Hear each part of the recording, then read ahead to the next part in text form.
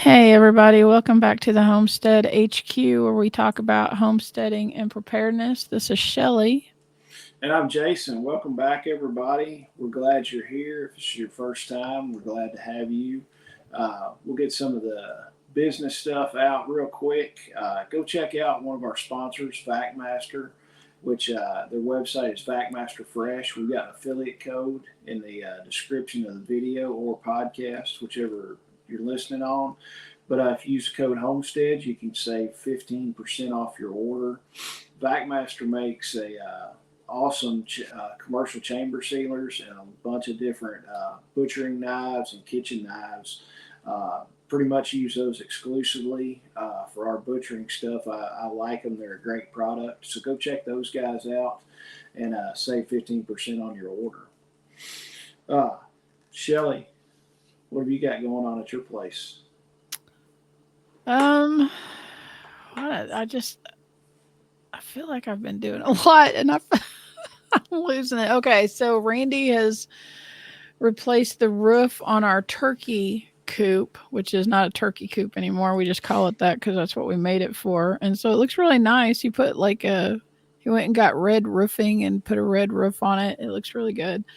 Um, What else have we been doing? Crystal, out in the front of our house where I have all of that, like, well, it was landscaping. The people that owned it, there's like all kinds of plants and flowers and stuff out there. It's gotten overgrown with some kind of invasive, I don't even know what it is. It's like a green leafy thing with white edges, but it's everywhere. And so Crystal's going out there and cleaning that out because I think I want to turn that into like a little plant guild. I mean, I have that ginormous tree in the front yard, and that's going to shade out a lot of stuff. But I think I could put some blueberry bushes and blackberry bushes and some, strawberries and stuff like that. And I think I want to put that out there. And what else have I've been canning a lot of stuff. Um, I guess that's about it. Just same old, same old. Well, I we've got 2 or 3 jobs going with work and everything else. I hadn't done too much.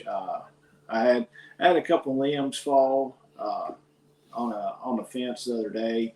When we had some high wind, I cut those out, threw them on a burn pile, moved the animals around, got them on some different pasture, eating some stuff down, kind of moving them. Uh, Other than that, well, the other day we've had these 3 chickens that come in the garage. Anytime the garage door opens, these stupid chickens come in there, and it was all fine. I mean, I dealt with it and all this, but the final straw came when my wife realized that these chickens had jumped up on her new car and scratched it. Uh-oh. Yes, and she told me, she said, you have to do something with these chickens, and I'm like, okay, we'll just put them in freezer camp. So uh, it was Sunday. Yeah, Sunday. She had enough. She was like, these chickens have scratched my new car. She was like, deal with them. So I ended up doing an expedited freezer camp trip for these 3 chickens. I mean, they were good chickens other than getting on the car. So I'm just like, So were okay. they your older ones or were they like the breasties that you got from No, they were some old. They were some older trailer park trash chickens, is what they were. I have no idea what they were. So they were just mutts. So they got to go to freezer camp, and that was it. And really, I hadn't done much else. I just hadn't had time. I was still trying to clean up some things in the food forest. I mean, the weather is finally broken. Knock on wood. right? It's not real horrible. It's nice to get out and work in the yard and stuff when it's this Oh, kind of weather. oh yeah. I mean, we. I think it was low 80s or something. There wasn't very much humidity today. I was like, Right. this works. So I think it's supposed to get. I think this morning when I got up, it was like 55 is what the thermometer said. Wow. So I'm like, hey, that works for me. I'm heading to Wisconsin in the morning and it's going to be cold as crap up there. What's the temperature supposed to be? I don't know, but it's always cold up there. I don't Doesn't like matter. half the year they do that whole thing where the lake freezes and they drive across the lake and they put those little huts out there and drill holes in the ice fishing I just I don't know how people do it. It That just seems crazy to me. ice fishing does not sound fun whatsoever to me. Mm-mm, So, no. but The I tell last you, time I was up there, the guy that works at our sales center up there, he took us out to eat at a restaurant because I told him I wanted some seafood. And the place was really nice. The food was really good. The view was beautiful, and it was a huge lake. And he said that that was his favorite lake because that's where he ice fishes every year.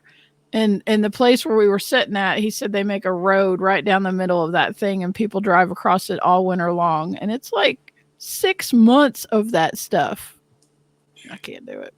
but I would rather ice fish and be cold than sit out on the lake when it's 100 something degrees. No, I have to agree with that. I don't like hot temps, but it wouldn't be bad up there because I've been up there in February and the wind just it's horrible. That's the worst part. The cold temps aren't so bad. It's the wind that is awful. It Yeah. just like cuts right through you. It's Oh yeah, yeah, guys. Tell us if you would you rather be outside in the cold or outside in the heat. Which one is your favorite? Man, my my opinion on it is you can always put more clothes on, but there's only so much you can take off and not get arrested. So not wind up on one of these lists or something. well, I mean, didn't we do one of our news topics recently was the what was it? The bicycling Oh, in the the naked nude. bike, the naked bike riders. Yeah, the naked bike riders. They just let them do whatever. That was in like Pennsylvania or something like that. I might try that this weekend at Bowling Green. Be like, I'm part of the Pennsylvania crew. You can't arrest me. And have you seen those memes going around on social media where it's got like some dude standing there naked with some fruit in the way or whatever, and it says, "This is how you can get a new privacy fence built: is naked or naked gardening." Yeah, I've Your seen neighbors that. will build a privacy fence. Yeah, the way to get your neighbors to build a privacy fence, garden naked. Yep. Wow. Speaking of news, what kind of crazy news do you have? This one's really funny. Well, it's not. It's kind of sad, but it's kind of funny. So, there was a beluga whale. Have you ever seen beluga whales? We Yeah. went to Canada one time and took the girls up there on vacation, and we went to this place where we could pet beluga whales, and they're beautiful whales. They're like all white and everything. But this beluga whale, that I guess showed up in Norway. His name was I'm not gonna say this right. H- Havaldemir. So apparently Haval, HVAL, stand is whale in some language. I don't know if it's, let's see. I guess it's a Norwegian word for whale. So they combined that with Vladimir Putin's name. So his name was Haval, Havaldemir.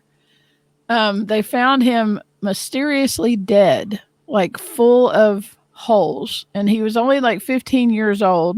And they normally live to be about 30 years old. That's the sad part of the story. The kind of weird part of the story is that he first showed up in Norway in 2019, and he was wearing a camera harness that read "Equipment of St. Petersburg."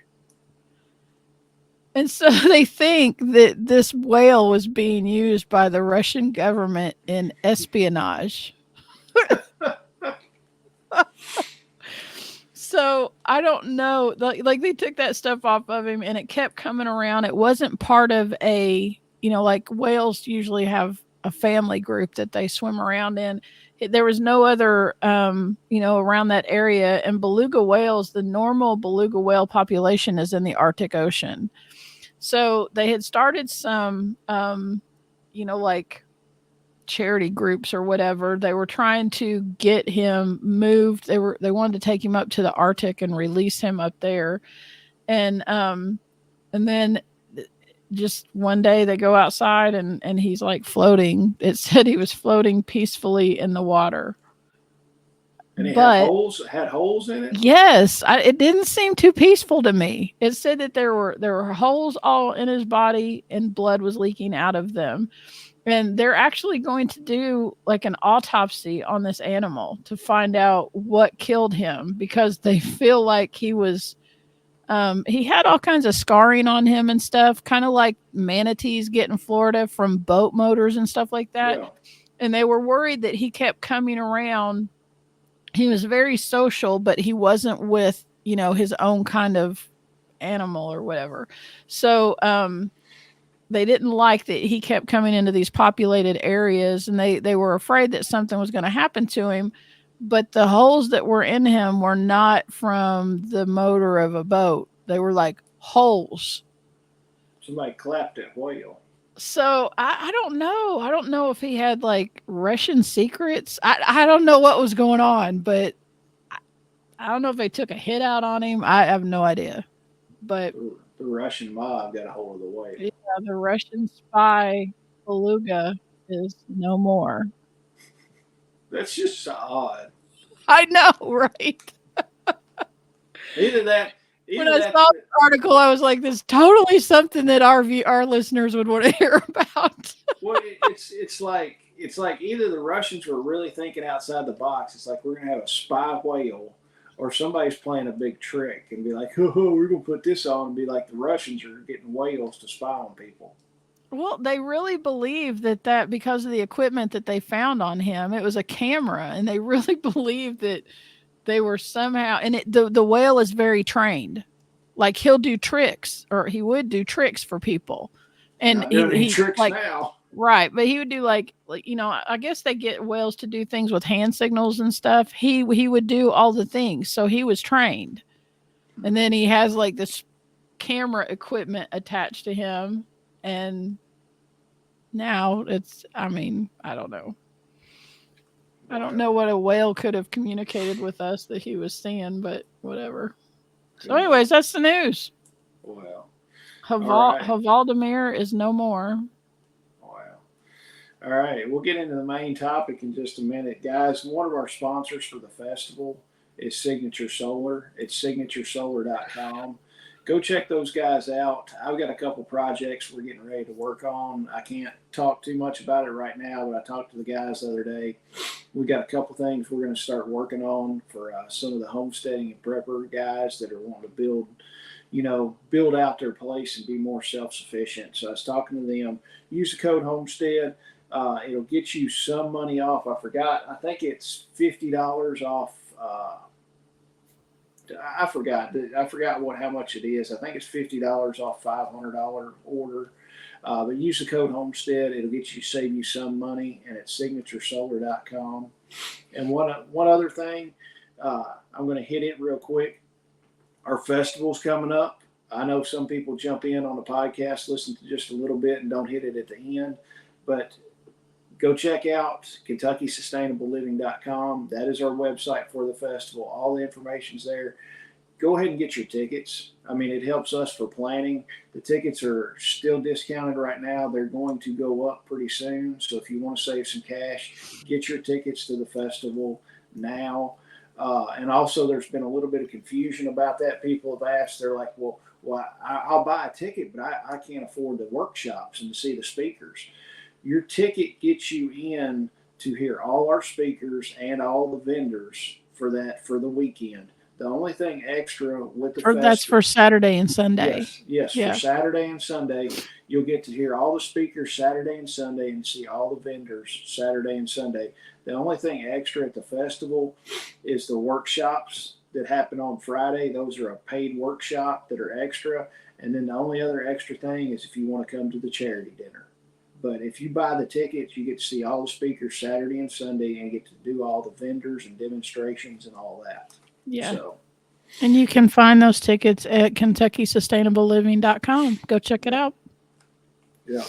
Main topic for tonight is how to feed your animals for free or mostly free.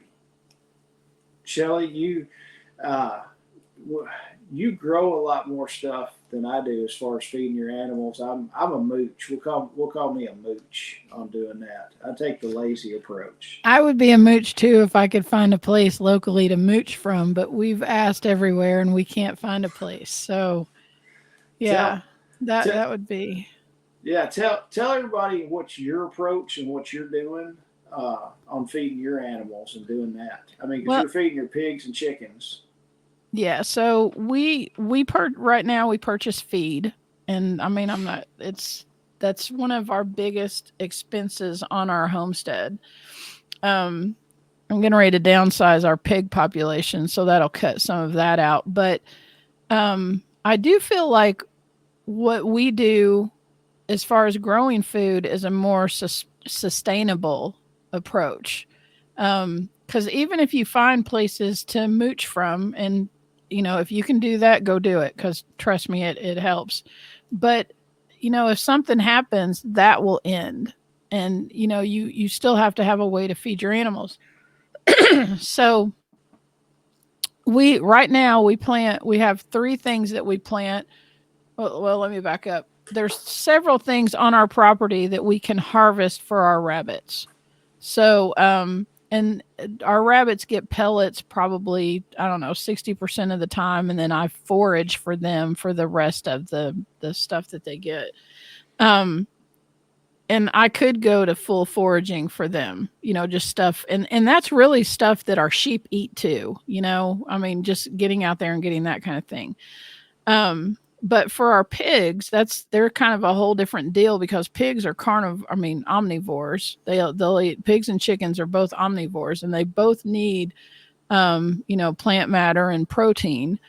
So but one of the things, and there's several plants out there that you can give your animals that do have protein, like comfrey is one of them. If you grow comfrey, you can feed that to your sheep will eat it, your pigs will eat it, your chickens will eat it. Everything loves comfrey. But right now we have three things that we kind of focus on that we can grow that grows kind of prolifically. One of those is pumpkins. Um, Pumpkins are great not only to feed them and sustain them, but it's also a great wormer. Pumpkin seeds, you can give those to your pigs or chickens, and they're great wormers for animals. The second thing that we grow is Jerusalem artichokes. So, and let me just tell you, let me give you a warning here.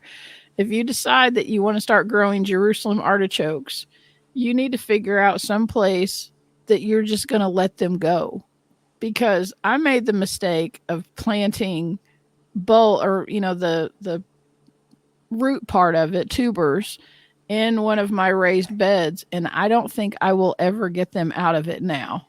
It's completely full of Jerusalem artichokes. Now I could probably turn one of my pigs loose in there and they would root and get all of it out, but just make sure when you plant them that you plant them someplace that you don't care if it gets taken over by Jerusalem artichokes. Um, or another name for Jerusalem artichokes is sunchokes. They're related to the sunflower. So the tuber part of it is kind of like potatoes. And we can eat those. We can dig those up and cook them like potatoes and eat them. And Rainey and I actually we've sliced them up and fried them like fried potatoes, and they don't taste. They taste pretty good. And farted Um, all night, right? well, that's the thing. They have there's something in them that's not easily digested by humans. Some people, let me say, some people have a sensitivity to it. It didn't really bother me. I didn't eat a whole lot of it, but I ate like a serving of it, and it didn't really bother me. But so you can eat the tubers, the pigs can eat the tubers. Um, the stalks and the leaves, which the plant will get, I, we've had them grow like 15 feet tall. They've been massive in our yard. Um, our sheep absolutely love them. Randy will go out and cut like 4 or 5 of the big stalks and just throw it out to the sheep, and they go crazy eating that stuff. They love it. The pigs will eat all of it. So they can eat the flower, the stalk, the root, every bit of that is edible by your animals. And then the last thing that we grow is tromboncino squash. And those tromboncinos, if you have them on a trellis, they can get, I don't know, 5 to 6 to 7 feet long. They'll grow straight, and they're pretty big size. They'll get, I don't know, some of them will get up to like 5 inches in diameter. If you leave them to lay on the ground and grow, they'll just make big, like circles. And they're just really big squash. And again, our pigs love them. And the great thing about tromboncino squash is that they will, like you can put them out in the barn and they'll last all winter. It takes a long time before they actually get to the point that they rot. So, I mean, I had the very first one that Michelle gave me. She gave it to me at the I guess we were at SRF and it was in the fall. And so I think that was October. And I didn't actually cut that thing open to plant seeds, to dry the seeds and plant them until the following April. And so they last a long time. And that thing didn't even look like it was beginning to rot when I cut it open. And I mean, they grow pretty prolifically too. We don't have any problems. And and another thing about tromboncino is that bugs leave them alone. Like I don't know, there's something that has to do with the shape of the stalk and all of that kind of thing. But the bugs that will eat up my zucchini and summer squash and all that stuff, they don't mess with tromboncino. So I don't know if they're just not used to having them around, or the right bug hasn't found the right thing, or whatever. But they're pest resistant, so or they are where I live. Yeah, and I mean, it is going back to the Jerusalem artichokes. I've seen. I tried to grow some. They didn't do worth a crap here for some reason, but I've seen where people will take those things and you can get almost two cuttings off of them, off the Yeah, stalks.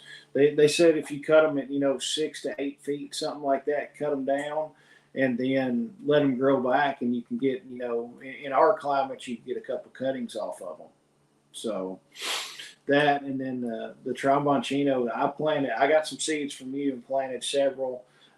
They did decent, nothing major. I did not have the haul that you had, but I planted them at the edge of the food forest and pretty much didn't maintain them, do anything with it. And they still did fairly decent, and the animals liked it. I threw them out to the pigs, and they gobbled them right up. And those things will keep stinking forever as long as you keep them dry and out of the sun.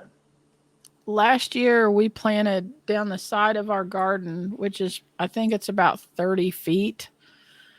We had I don't know, we had at least 20 plants out there on that side of the garden, and we harvested 190 tromboncino squash out of that. So it wasn't even a big space. They grew like crazy over in that area.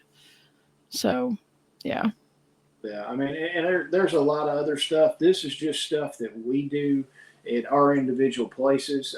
I mean, this is not a one size fits all, depending on your climate, but this is how we do it.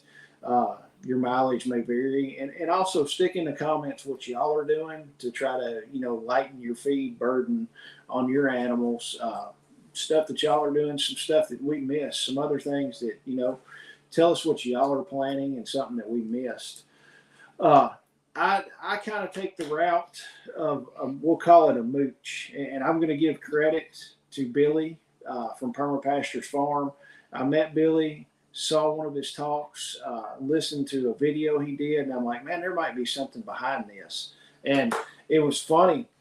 First time I met Billy, and this is great. First time I met Billy, I listened to his thing on how to go in and actually find food scraps for your animals. And he went in there, the whole gist of how to do it and everything. Him and William were doing the swales class down at SOE. So I went down to it, had never talked to Billy before or anything. The class starts, and they're like, go in and introduce yourself and say why you're coming down here and what you want to learn. Everybody was doing this. Well, I want to learn how to do swales and plant and do all this. And it got to me, and it's like, hey, I'm Jason. And they're like, why are you here? I was like, I came to find my token black guy to help me get food scraps.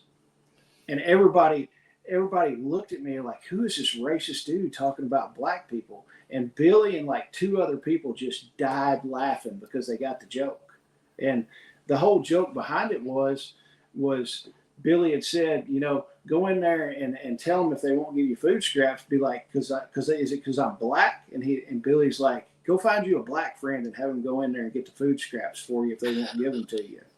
And he was like, just make friends with a black dude and have him go in there. So all these people are sitting there and they're like, oh my gosh, this guy's racist and he really just said this. But Billy and William were just dying laughing about it, and Billy's like, I like you. So, That's but funny. yeah, but honestly, all the credit is to Billy for this. Uh, I get food scraps and I'll feed. Generally, my pigs are eating about 90% food scraps. Uh, go into some of the local restaurants, the schools. I do the Salvation Army here in town.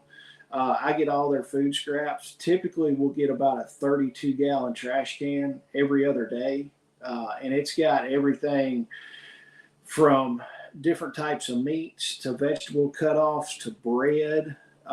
Any of the bread that they get in, a lot of times the bread they get in is almost out of date and too old for the people to eat. So I've literally went in there to the Salvation Army and got a pickup truck load of bread.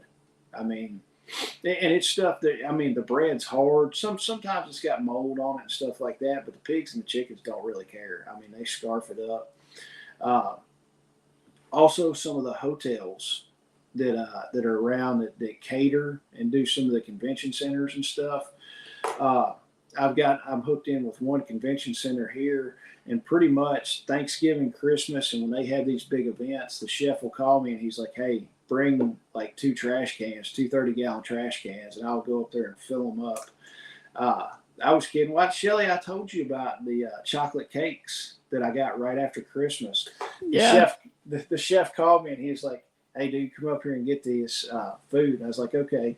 I ended up getting like, I think it was 30 or 45-gallon buckets full of food scraps. It was everything from, no kidding, like chicken fajita meat, steak fajita meat, all the way macaroni and cheese, baked beans, potato salad. And the funny thing is, there was like 30 like 10-inch chocolate cakes. Nothing wrong with them, nothing. They've been sitting in the cooler. And he's like, yeah, he's like, I have fed all the employees as much as they want to eat.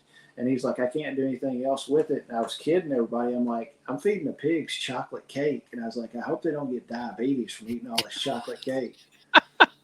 But, but like, you would go out there and throw a whole chocolate cake, and this pig would just pound down on this cake like the best thing they'd ever had. And heck, I threw a chocolate cake to one of the chickens. And man, they just tore that thing up. I mean, chicken went down and hit it, and it'd pull its head up, and its whole head's just covered in chocolate. And they're just like, man, it's like a 1-year-old when they do the smash cakes for a Yeah. 1-year-old's birthday party.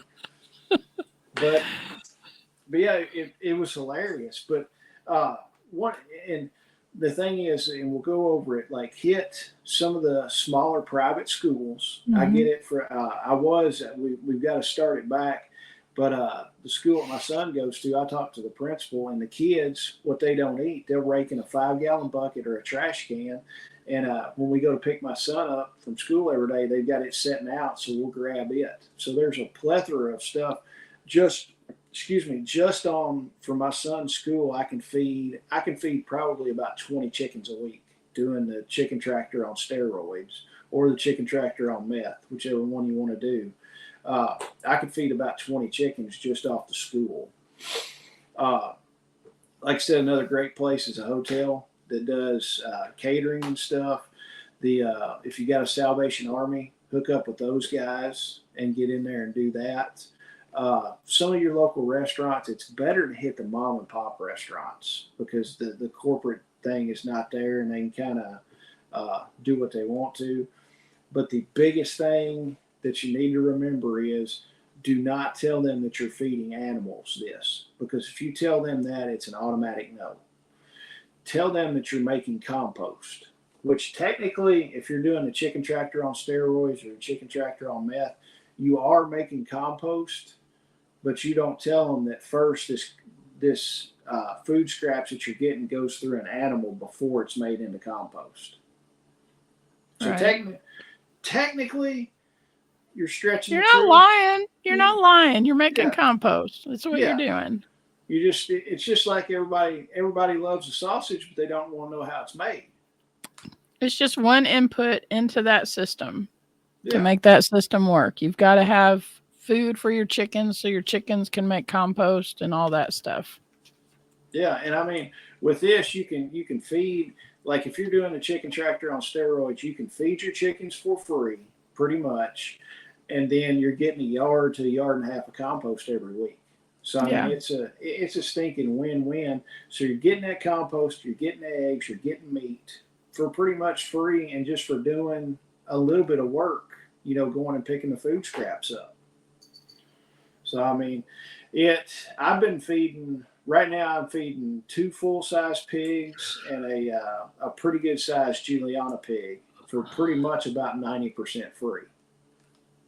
So, and it just depends. Typically on the weekends is when I give them grain, just because uh, they don't do very much on the weekends, and it's a different kitchen staff at the Salvation Army, and the different kitchen staffs a little bit. They don't really like doing it for some reason.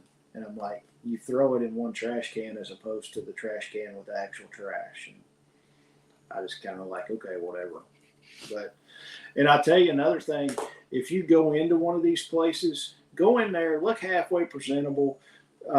Tell them you're making compost with it, and it does not hurt a bit if you go in there and give them some strawberries or give them some of your produce from your garden and say, hey, uh, you know, with this compost that I'm making from these food scraps, this is some of the stuff that I'm growing and everything. Or, I mean, it goes a long way throwing somebody a pound or two of homemade sausage. People really get excited and they're like, oh, yeah, I'm going to help this guy out. Throw them, I mean, they're saving you that much, they're saving you a ton of money, so why not throw them a few pounds of sausage? The chef at the hotel, I took him two beef shanks last time because he saved me way more than those beef shanks would have cost me, in feed. And he's super tickled about it. I took him sausage. He's like, "Hey, that's some of the best sausage I've had in a long time." And just kind of give back because these people are helping you, and it's a win-win for them. And also, if you're doing this, make it as easy as possible for them. Don't expect them. Like with Salvation Army, I've got a couple trash cans that I cycle in and out, and I went and bought a box of 55-gallon drum liners, and they'll put them in there. So I gave them the whole box of drum liners, so they're not out any money.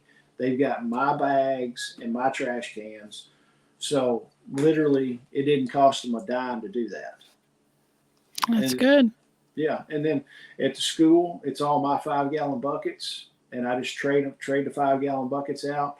After I empty them and feed the animals, I'll wash the 5-gallon bucket out, wash the top, and then drop more off every day. So make it as easy as possible for these people, and give back to them. Throw them some sausage, throw them some strawberries, or throw them some apples or peaches or whatever you got, and the people will be way more apt to work with you that way. And also, be prepared to hear no, because you're going to hear no an awful lot, and it's going to happen. Suck it up and keep on going. It took me. I heard no. I heard no 30 or 40 times before I got a yes on it. And then also, I will tell you this: wintertime is better to get the food scraps than the summertime. And I had a Mexican restaurant that we were working with. I was getting in the wintertime, I was getting like 2 or 3 5-gallon buckets every other day. And I'm like, man, this is panning out good. Time changed and the weather got warmer, and it cut down to like maybe one bucket a week. And I asked the manager, he's like, he said, people are out later in the summertime and we don't have as much food waste. He said, because in the wintertime, when it gets dark earlier, people don't come in as late. And he said, we've got that food sitting there. And he said, we ended up throwing it away. So the wintertime, from what I've seen restaurant wise, the wintertime, you get a lot more as opposed to the summertime. Just some So, good tips. yeah. But, but yeah, if y'all got any other tips, leave those in the comments and let us know what y'all are doing too. That's about all I've got. That's how I'm raising some of my pigs for almost free, and the chickens, real close to free on that. And I've got videos on the chicken tractor on meth. You can go in there and check out. That's what I call it because my system's static, and we're feeding those chickens for free, and then producing, a yard to a yard and a half a week after it's done of good compost. Uh, Shelly, what's the homestead tip of the day? Brought to you by Hickory Ridge Soap. Find a mentor. Find somebody who is doing whatever it is that you want to do, raising whatever kind of animal that you want to raise, or whether it's gardening, whatever it is. Find a mentor and somebody that's already doing that. It's just one more reason why it's important to build community, because those people are going to help you. Um, they're gonna give you their advice and all of that kind of thing. We all need mentors. That's my tip. Yeah. Oh yeah. I mean, I've had mentors with stuff in the construction industry and everything else. Guys that I can still. I mean, these guys are a lot older now, but I can still call these guys up when I've got questions and ask them stuff because they've been there, done that. Uh, I've got tons of people in my phone that I can call as far as homesteading and prepping stuff just from being out, going to these festivals and meeting people. That's the big thing. You've got to get your butt off the couch and get out and meet these people in real life. If I wouldn't have gone, and Shelly, you're the same way. If you wouldn't have gone to these festivals, you wouldn't have met these people in person, and you wouldn't have an actual relationship with them. So it's a big difference, throwing a comment in somebody's YouTube channel or sending somebody an email to get some advice as opposed to actually knowing this person in real life and met them, shook their hand to where you can call them and get some advice. And that's where I met 99% of the people that I call friends and mentors that they're experts in their field, and I'm not an expert in every field, so you need those mentors for sure. Yeah. So that's a super tip for today. Let's shoot the festival stuff real quick. We don't have any new exciting news, but run over a few of our speakers and stuff like that. We're going to start doing lives probably next week with our speakers and having all our most of our speakers on each week. So some of the people that we have, actually, we're going to have some. I was going to go a different direction with that. Okay, some of our Go a different direction. What were you so going to go? so at the festival, we're going to have some demonstration areas set up that are happening, while the festival's going on, and they'll be on the concourse. I think we're gonna have 3 or 4 of them up there. Um, I know our friend Lawrence, who is in KSL, he is going to be doing canning demonstrations all day long, both days, Saturday and Sunday. So you can come talk to him about canning. And again, at the earlier in the podcast, Jason said something about the confusion of what pay classes or all of that kind of thing. These demonstrations are going to be set up Saturday and Sunday. That's included in the price. You don't have to pay anything extra for that. Um, Leslie, who from School of Earth and Awe, our herbal girl, she's going to have a booth set up, and you can come up to her booth and make herbal tinctures. There's a little bit of a fee for that because she's going to have jars and stuff that you can take this stuff home. But she's going to be doing demonstrations about different kinds of herbal apothecary things that you can put together. Um, Angela from Grumpy Acres is going to be doing a demonstration on fermenting food. So it's just another way to preserve food to, use. And there's several different things that you can do, but she's going to be doing a fermenting demonstration. I don't think that we have a 4th one. Randall White, Flomaton famous. Yes, he's going to be doing tree grafting, and that will be something that's going to be he's going to be doing a talk too, but he's going to be doing demonstrations of that all weekend. So, and then we've also got a guy coming in that's going to be doing chicken processing demonstration. There's Yep. all kinds of things that you can learn at the festival that's included in the price of the festival. And if you get your tickets now, you can get them for $25 if you use email 25 as the coupon code. So go to KentuckySustainableLiving.com, get your tickets right now. Um, Go sign up for our newsletter that comes out, and we put any updates in that. I am going to be sending out the a tentative schedule because I don't know. Even if you got the schedule like laid out 2 months in advance, something changes or something, something happens that you have to change that around. But for the most part, it's going to be what it is. But that'll be going out in the newsletter. Um, get on our Facebook page, the Kentucky Sustainable Living, Homesteading, and Preparedness Festival page on Facebook. We put all kinds of updates on there. There's information going out about our speakers all the time. If you want to know who those are, and they're going to be on that page, and all of our sponsors, all of our vendors. I try to highlight all of that stuff on there. So go check those things out and get the information, and go get your tickets. Yeah. And that's one of the big things. Get your tickets because the ticket prices are going to go up to $35 pretty soon. And also, I know a lot of people are waiting. They're worried about what's going on with the world and stuff like that. Go ahead and get your tickets as early as you can. It helps us plan a great deal. Know how many people are coming so we can get the venue ready for that. Tell the girl that runs the venue how many people we're expecting. It helps her out a great deal also. And you will have plenty of time to get back home before the election happens. Everything will be all good. Yeah, that is. Everybody's worried about the election. It's like, oh my gosh, it's so close to the election. It's like, hell, you still got what 10? What day is the election? The 6th? I thought it was the 7th. Is it not?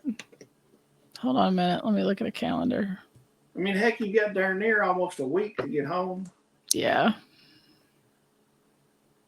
So the festival is on the 26th and 27th. The election is on the 5th.